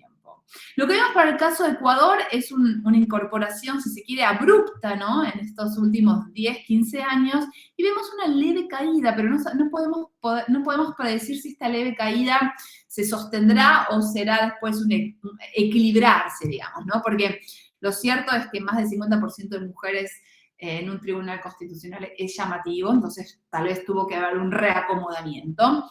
Y lo que vemos en el caso de Bolivia básicamente son aumentos, subidas y bajadas erráticas desde la creación del 98 hasta la actualidad, pero lo que sí vemos en la actualidad es básicamente una equidad de género bastante similar. Y el caso de Brasil es similar al caso de Colombia, digamos, en donde vemos un aumento sostenido, digamos, paulatino, pero no llega a alcanzar, digamos, una equidad de género como sí lo es para el caso de Colombia, Ecuador y Bolivia. Antes de entrar con los datos, digamos, de Argentina, me gustaría contarles por qué es importante el patrón de entradas y salidas y crecimiento sostenido, ¿no?, de la participación de mujeres. Hay un estudio, como les comenté, de Aníbal Pérez Liñán, con otros colegas, digamos, en donde ellos estudian justamente los patrones de incorporación y en qué momento, digamos, hay más probabilidades de que entren las mujeres a las Cortes Supremas y tribunales constitucionales. Como resultado de esa investigación, lo que ellos encuentran es que hay una mayor probabilidad de entrada de mujeres en determinadas situaciones. ¿Cuáles fueron las situaciones en América Latina? Digamos, aquellas situaciones en donde ha habido purga total de mujeres en gobiernos de izquierda, digamos, en donde las mujeres, digamos, entran en estos procesos de reorganización de justicia, generalmente dados por el gobierno de izquierda, donde ahí sería como una ventana de oportunidad en donde las mujeres estarían entrando e incorporándose, digamos, en la justicia. Pero algo que también encuentran este estudio es que este tipo de incorporación no se logró en muchos países sostenerse a lo largo de los años y lo que se vio fueron retrocesos, ¿no? Es decir, este patrón de incorporación sostenida, como vemos en el caso de Colombia, como se puede llegar en el caso de Brasil, digamos, no ha sido, digamos, la forma más representativa cuando uno estudia de forma histórica la evolución de la participación femenina en las Cortes Supremas y tribunales constitucionales de la región. Y ahora Argentina, que es lo que nos convoca el día de hoy. Bueno, lo que vemos en Argentina es, les estoy mostrando acá la conformación actual de la Corte, tenemos 5 ministros, acá es una foto más antigua, digamos. En Argentina, desde el nacimiento, digamos, de la Corte Suprema hasta la actualidad, hemos tenido solamente 3 mujeres en la Corte Suprema. La primera mujer entra en 1970, Margarita Arguaz, y la primera mujer de la Corte Suprema Argentina es designada por un gobierno militar. Duró 4 años e ingresó con 66 años. Esta corta entrada, digamos, esta entrada no tan auspiciosa, digamos, de la mujer, vendría a ser lo que yo les venía contando antes, ¿no? Digamos, estas entradas esporádicas que irrumpen en el escenario, digamos, que después desaparecen. La segunda ola, digamos, o la incorporación más propiamente dicha, digamos, de las mujeres en la Corte Suprema, después de esta breve experiencia en el 70 por Margarita Arguaz, fue de la mano de Carmen Argibay, de Hayton de Nolasco, actual jueza de la Corte Suprema, la doctora Carmen Argibay ya falleció. Ellas fueron las primeras mujeres designadas durante la democracia, porque la primera mujer fue designada durante el gobierno militar. Estas mujeres llegan a la Corte Suprema con un promedio de 66 y 62 años de edad, ya llegan grandes, digamos, y la permanencia en el cargo de Carmen Argibay fue de 10 años, digamos, y de Hayton de Nolasco de 16 años.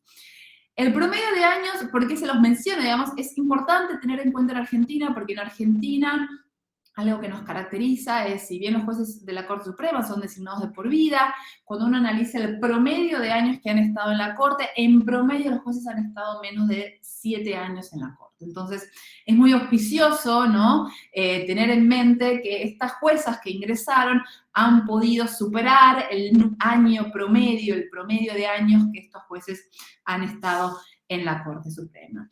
Ahora, esta es una foto, esta es una radiografía de la Corte Suprema Argentina, pero ¿qué es lo que pasa, no? Digamos, nosotros ya vimos que Argentina, de forma comparada con América Latina, en Corte Suprema se ubica dentro de los niveles con menor participación femenina, pero ¿qué es lo que pasa en perspectiva comparada cuando nos pensamos, digamos, en otras instancias del Poder Judicial y con otros países?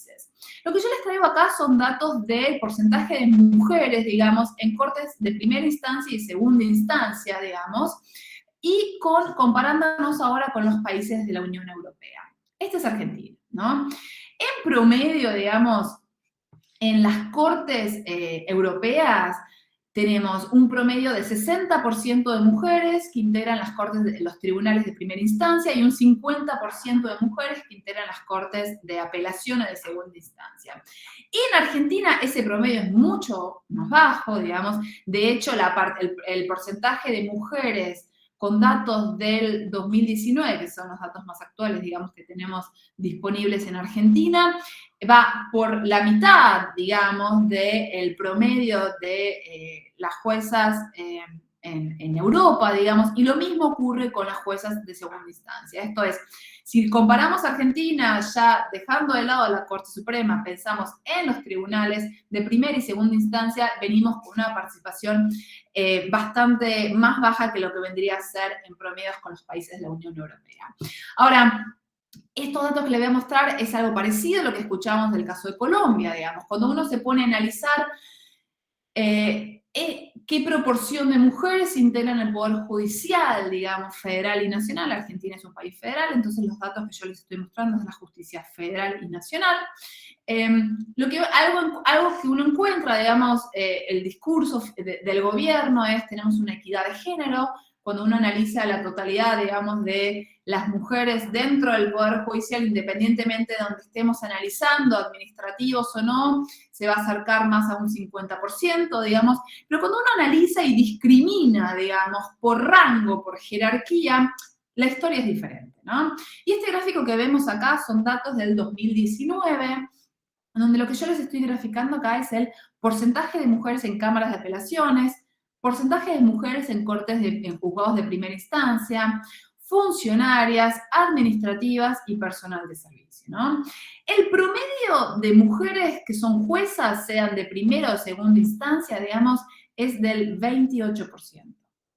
Pero cuando uno analiza, digamos, el promedio de mujeres en el Poder Judicial, llegamos a más del 40%. ¿Y esto por qué se debe? Básicamente porque tenemos una sobrerepresentación de mujeres en los cargos de menor jerarquía, pensándolo como el lugar de toma de decisión, ¿no? Lo que vemos aquí es que en las cortes de apelaciones tenemos un 25% de mujeres en el cargo, cortes de primera instancia es un 31%, un poco más, pero el grueso de la población, del núcleo de la participación femenina va a estar dado por el personal administrativo y por el de los funcionarios.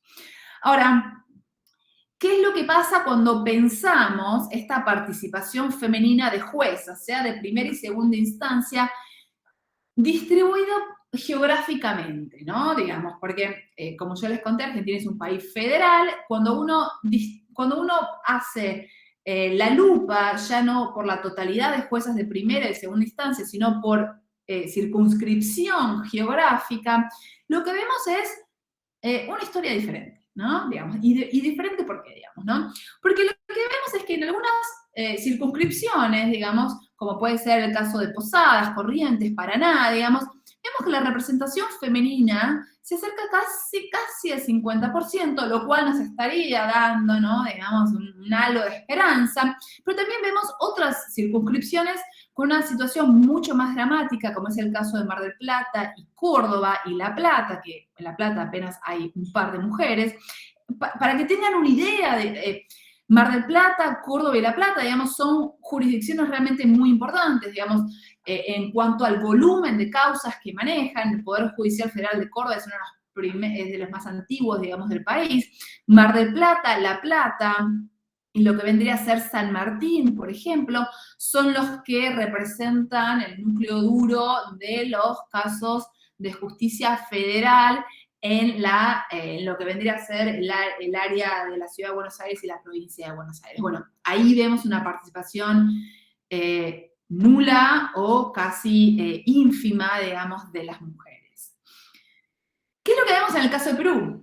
Bueno, en el caso de Perú, lo que vemos acá es lo que yo les decía acá, hacemos un zoom para los datos de Perú, ¿no? Lo que vemos para el caso de Perú es que la primer mujer que ingresa, ¿no?, a la Corte Suprema, la Corte Suprema del Perú, fue en el 93, digamos, y es este patrón que yo les decía que me parece que es interesante verlo, es interesante prestar atención, porque si bien uno diría es incipiente, es un crecimiento sostenido en el tiempo, y esto me parece que es importante tenerlo presente, dado que, bueno, dentro del corto plazo, digamos, se van a elegir miembros para cubrir las vacantes. Vamos a ver qué es lo que pasa con esta tendencia, digamos, pero sería grato ver, digamos, este crecimiento sostenido.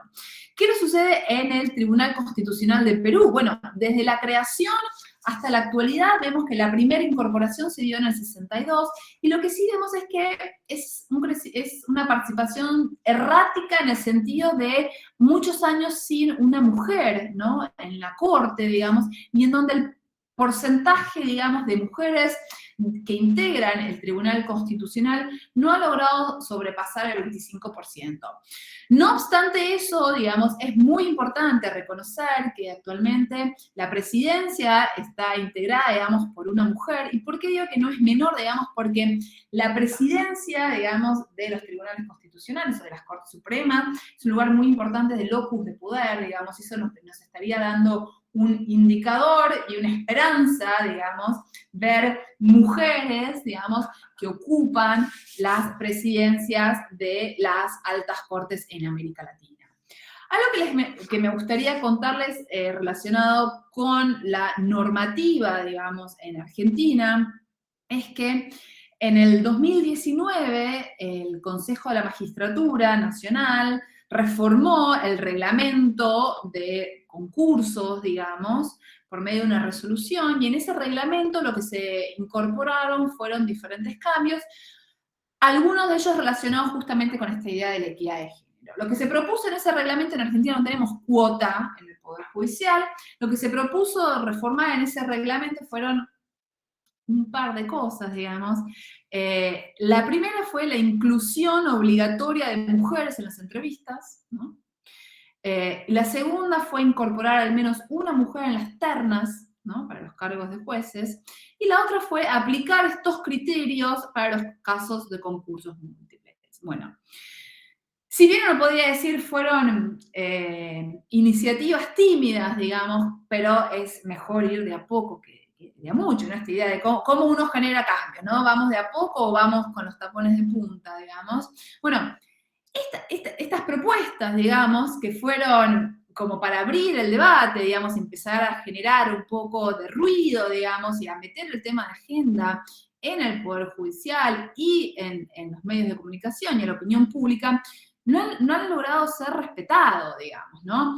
En Argentina, digamos, ninguna de estas propuestas que fueron llevadas a cabo y incorporadas en el reglamento de concursos del Consejo de la Magistratura Nacional son respetadas.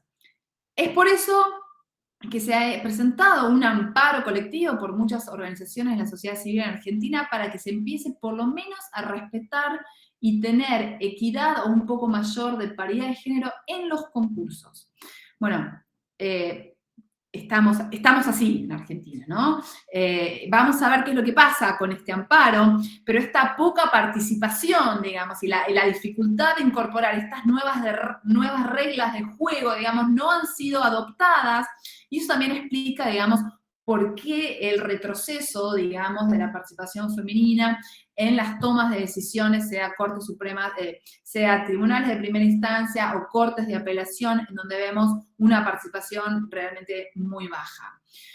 Les dejo acá, podemos retomar algunos de estos temas en las preguntas o en las observaciones, y muchísimas gracias por la invitación. Agradecemos las palabras de la doctora Castañola. Agradecemos también su valiosa exposición. Antes de iniciar la ronda de preguntas, quiero hacer un recordatorio a las y los participantes para que no se olviden de realizar el registro de salida en el enlace compartido en el chat de la sala. Dicho este recordatorio, vamos a iniciar con la ronda de preguntas. La primera pregunta está dirigida a la doctora Inda Cochea y es la siguiente.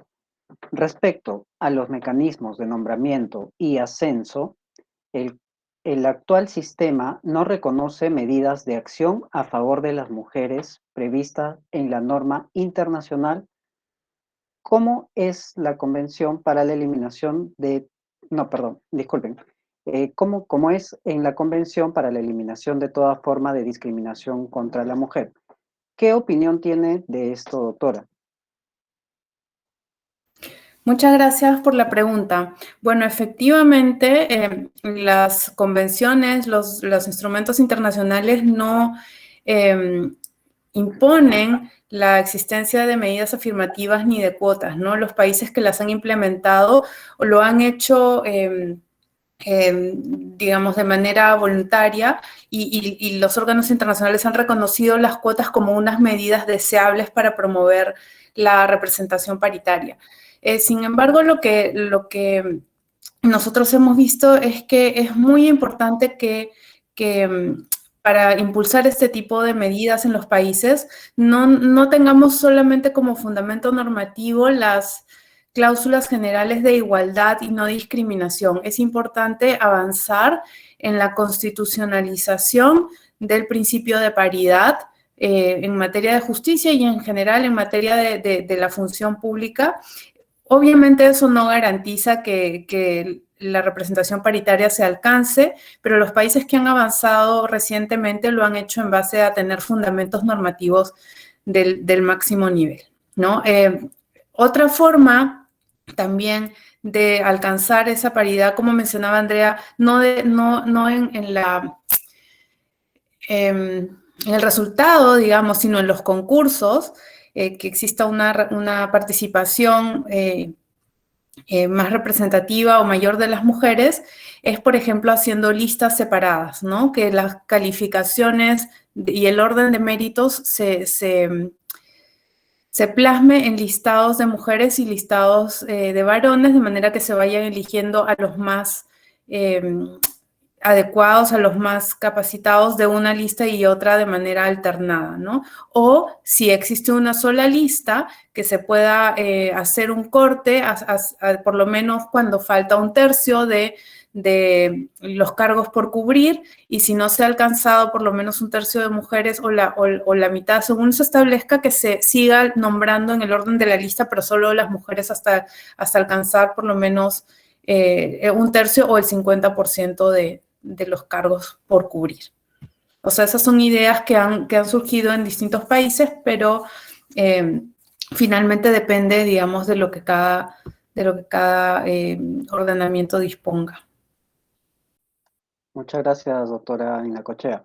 La siguiente pregunta va dirigida a la doctora Ceballos.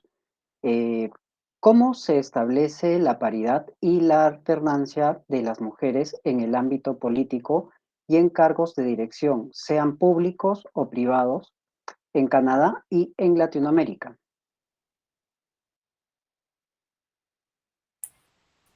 Hola, muchas gracias por la pregunta. Yo, digamos, creo que no tengo elementos para hablar de toda Latinoamérica como sí lo tendría Andrea, y digamos, quiero concentrarme en dos contrastes importantes que yo he encontrado entre Canadá y la situación que conozco de Colombia, que más o menos creo que se aplica a muchos otros países de América Latina. Lo primero es que en la Corte Suprema canadiense hay paridad y es interesante el contraste con algo que mencionó Andrea, y es que la paridad en la Suprema se mantiene por una especie de pacto político y social implícito. O sea, no hay necesidad de que haya una norma jurídica vinculante que obligue a elegir 4 mujeres en la Corte Suprema. Y yo recuerdo haber conversado esto con mis colegas canadienses y me decían pues que, o sea, que se mantenía ese pacto sin necesidad de otras, pues digamos, de revueltas sociales o de presiones institucionales de otro tipo. En contraste con lo que sucede en América Latina, donde en cambio ponemos un énfasis en las regulaciones jurídicas que sin embargo son incumplidas. Entonces allá como que el tratamiento informal de la paridad es mucho más potente que nuestro tratamiento formal de la misma. Ese es un primer contraste. Y lo segundo, que este es un ejemplo que a mí siempre me gusta traer a colación porque me parece muy, muy diciente de nuestra situación y muy conectado con el fenómeno que subrayé ahora sobre la autoexclusión, y es que en la Corte de Ontario crearon un comité de selección judicial para diagnosticar los problemas de acceso y de permanencia de las mujeres a la judicatura. Y después de hacer un diagnóstico sesudo y exhaustivo, descubrieron que las mujeres en buena medida estaban subrepresentadas en la judicatura porque se abstenían de presentarse, se abstenían de postularse porque sentían que no iban a ser elegidas, que no había un esfuerzo genuino por incluir a las mujeres. Entonces, el líder, el jefe de la Comisión de Selección Judicial, tomó una lista de todas las mujeres que cumplían con los requisitos para postularse y les escribió personalmente diciéndole: doctora Úrsula, conozco bien sus calidades y sé que usted es una persona idónea para postularse a este cargo. Por favor, preséntese y yo le aseguro que tenemos un compromiso genuino y profundo con la paridad. Y se alcanzó un crecimiento en la representación de las mujeres muy significativo en muy pocos años. Y yo creo que eso también nos debe interpelar mucho en nuestros contextos donde hay tantos problemas de autoexclusión. Es decir, ¿qué medidas o qué estrategias debemos poner en marcha para hacerles creer a las mujeres que su postulación vale la pena, que van a ser reconocidas y que ya estando adentro van a tener un ambiente que garantice pues su igual valía? Esos serían como los 2 puntos de contraste que yo quisiera dejar sobre la mesa. Agradecemos la respuesta a la pregunta. Seguimos, esta pregunta va dirigida a la doctora Castañola. Doctora, en el Perú algunas veces se refuerza la imagen de la mujer en la lucha anticorrupción en el sistema de justicia. Es decir, se refuerza que las mujeres son más honestas, generando una cierta tensión entre la participación legítima de las mujeres, porque puede ser solo coyuntural, hasta que se supere la situación crítica de la opinión pública. Me gustaría saber si esto también se ha identificado como fenómeno en otros países de la región. Muchas gracias por la pregunta. Voy a levantar el guante que tiró Adelaida. Como países que tienen la incorporación de cuota de género en el Poder Judicial, también está el caso de Ecuador y el caso de Bolivia, ¿no? En Bolivia el Poder Judicial tiene cuotas desde el 2019, la ley de cuotas, y el caso de Ecuador es interesante porque en el 97, digamos, aparece esta figura, pero no es sino hasta el 2012, ¿no? Donde efectivamente podríamos decir, se empieza a respetar, ¿no? Se incorporan los criterios de selección en la nominación, ¿no? De mujeres y vemos una paridad de género mucho más asociada, mucho más real a lo que se había imaginado, digamos, con la ley que nunca se había podido materializar, ¿no? Entonces, del 97 al 2012, ¿no? Tuvo que pasar mucha agua bajo el río, digamos, para que pudiera efectivamente materializarse esto. Respecto a la mujer asociada con la lucha contra la corrupción, es interesantísimo este comentario, porque uno de los hallazgos del paper que yo les comentaba, Aníbal Pérez Liñán, con colegas, algo que también ellos estudiaban era si el Poder Judicial es concebido más independiente cuanto más mujeres haya en el cargo, ¿no? Digamos, esta idea de que la mujer viene asociada con la lucha anticorrupción, ¿no? Digamos, bueno, algo que ellos se encuentran es que no necesariamente los niveles de independencia judicial mejoran cuanto más mujeres haya en el cargo, digamos. Y para mí la explicación ahí más interesante es, bueno, porque en realidad, digamos, la forma en que entran las mujeres a la Corte Suprema, digamos, en este largo análisis histórico que hacen ellos de más de 100 años, no es una incorporación sostenida en el tiempo, no entran tal vez en las mejores situaciones, digamos, pensemos el caso de Argentina, entra en un régimen militar, una mujer muy prestigiosa, digamos, bueno, viene acompañada con estas sombras, este hallazgo de que la mayor cantidad de mujeres, o la mayor probabilidad de que entren mujeres viene dado de purgas, ¿no? Bueno, de nuevo, no es la mejor forma, no es esta idea de que han entrado por la ventana en vez de por la puerta grande, ¿no? En Argentina, las últimas 2 vacantes que hemos tenido en la Corte Suprema fueron llenadas por 2 hombres, y ningún nombre de mujer pisó fuerte, ¿no? De hecho, una de las iniciativas de reformas que el presidente actual había proponido que propuso fue aumentar el número de miembros de la Corte Suprema, con lo que implica en Argentina, digamos, haciendo la salvedad de que serían las mujeres, ¿no? Serían candidatas juezas mujeres las que estarían entrando al cargo, ¿no? Esta idea del court packing, pero si mete una mujer, entonces no sería tan cuestionado, ¿no? Digamos, la forma en cómo ha operado, digamos, en líneas generales, obviamente hay excepciones, ha sido asociado a estos momentos, ¿no? Digamos, no es así como, no sería esa la mejor forma, la mejor historia, digamos, ¿no? Y es eso, digamos, también lo que vendría a explicar esta idea de stop and go, ¿no? Porque si entro con una purga, lo más probable es que tal vez con otra purga, digamos, pueda salir volando, ¿no? Digamos, la representación femenina, la participación femenina o el cupo femenino en los poderes judiciales. Muchas gracias, doctora Castañola. En este caso hemos finalizado la ronda de preguntas. Finalmente, tengo el agrado de ceder la palabra a la doctora Janet Yaja Villena, quien es secretaria técnica de la Comisión de Justicia de Género del Poder Judicial, quien estará a cargo de brindar las palabras de cierre del evento. Adelante, doctora Yaja. Buenas tardes, nuevamente.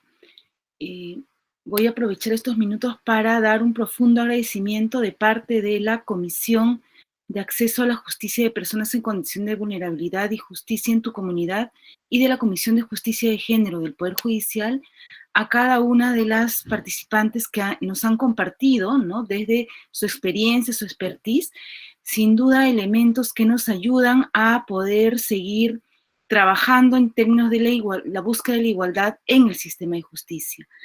Tengo la impresión de que la frase que los números son una cifra y realmente cada número refleja una realidad, una vivencia personal que la solemos utilizar para los casos de violencia, ¿no? También se plasma al abordar esta dinámica, esta problemática, porque efectivamente las cifras, como se decían hace un momento, lo que nos dan es un panorama y lo que hay que buscar es, tras de las cifras, qué tipo de realidades estarían de alguna manera propiciándolas, ¿no? No puede ser casualidad ni natural que siendo la mitad de la población no estemos en la mitad de los lugares en general que existen en los diferentes espacios, incluyendo el sistema de justicia y concretamente el tema en el Poder Judicial, que es el espacio que nos convoca en este momento, ¿no? En ese sentido, digamos, el tema de transmitir lo que puede ser la vivencia individual como una vivencia más bien colectiva, desde lo que significa la vivencia de discriminación de una mujer hacia la realidad de todas las mujeres que pueden o no pueden, de alguna manera, acceder, ascender o mantenerse, como se decía en las exposiciones hoy día en el sistema de justicia, también va aunado a esta lógica de preguntarnos de qué tipo de democracia somos tributarios, ¿no? Y si es que ha llegado el momento de hablar acerca de la paridad no solamente como una acción similar a la cuota, al cupo, ¿no? Podría ser una acción afirmativa o si más bien estamos en camino a construir una democracia paritaria, ¿no? Sin duda también, y con eso quisiera cerrar, porque no es casualidad de que estemos conversando estos temas en este momento histórico para el Perú, ¿no? Nosotros tenemos, contarles, uno de los que somos de casa sabemos, la primera presidenta mujer después de muchos años, de 96 presidentes varones en el Poder Judicial, y efectivamente el tema de la tendencia, si esta tendencia de incremento de mujeres es permanente o no, creo que se vive en el Perú en el sentido de que efectivamente en los últimos años ha habido un crecimiento de participación de mujeres juezas supremas, titulares, sostenido en el tiempo, podría ser una al año, pero digamos ha sido sostenido y seguramente a largo plazo, pero también con una coyuntura concreta que tiene que ver con que al tener la primera presidenta mujer y en el marco de las posibilidades que tiene, ¿no es cierto?, de designación de juezas y jueces provisionales en la Corte Suprema, nosotros hemos alcanzado la paridad, ¿no? Entonces pensaba en esta lógica que señalaba el términos de una tendencia creciente o cuánto es que esta puede ser más bien temporal, o sea, podría permitir retrocesos o no, y creo que en el Perú se están viviendo justamente esa conjugación de dos realidades que seguramente vamos a decantar, esperemos, con que el crecimiento más bien se mantenga y siga creciente, ya con la instalación de la Junta Nacional de Justicia y con la designación de nuevos y nuevas jueces supremas, ¿no? Dicho lo cual, en nombre de las comisiones que he mencionado, saludando nuevamente a la jueza suprema Tello y a la jueza suprema Álvarez y a cada uno de los presidentes y presidentas de las Cortes Superiores que están aquí y agradeciendo la participación de estos 2 días de cada uno de los integrantes de las diferentes salas que nos hemos convocado, doy, digamos, las palabras de cierre de este evento, considerando, pensando de que este es el primero de varios espacios de reflexión que tenemos que tener, ¿no?, para hablar no solamente de género en la administración de justicia, que es algo que estamos ya trabajando hace algún tiempo, ¿no?, de manera sostenida, sino también de género en el sistema de justicia y la situación de las mujeres. En este caso nos ha convocado la situación de las mujeres magistradas, pero sin duda el Poder Judicial estamos integrando no solamente jueces y juezas, hay personal jurisdiccional y personal administrativo, y en aras de alcanzar la igualdad y la no discriminación en la institución es en todos esos campos que debemos de trabajar, ¿no? Muchísimas gracias a todos y todas las participantes. Muchas gracias por sus palabras de cierre, doctora Yaja. A continuación, por favor, les pedimos a todos los participantes encender sus cámaras para proceder a sacar la fotografía oficial del evento. Una vez más, por favor, les pedimos encender sus cámaras para proceder a sacar una fotografía oficial del evento. Bueno, entonces a la cuenta de 3 vamos a sacar una fotografía, por favor. A la cuenta de 3, 1, 2, 3. Una fotografía más, por favor, a la cuenta de 3, 1, 2 y 3. Perfecto. Agradecemos su gentil asistencia al evento Mujeres en el Sistema de Justicia, Avances y Desafíos en Latinoamérica. Damos por concluido este importante evento y los invitamos a realizar su registro de salida en el enlace compartido en el chat de la sala. Que tengan muy buenas noches todos. Muchas gracias.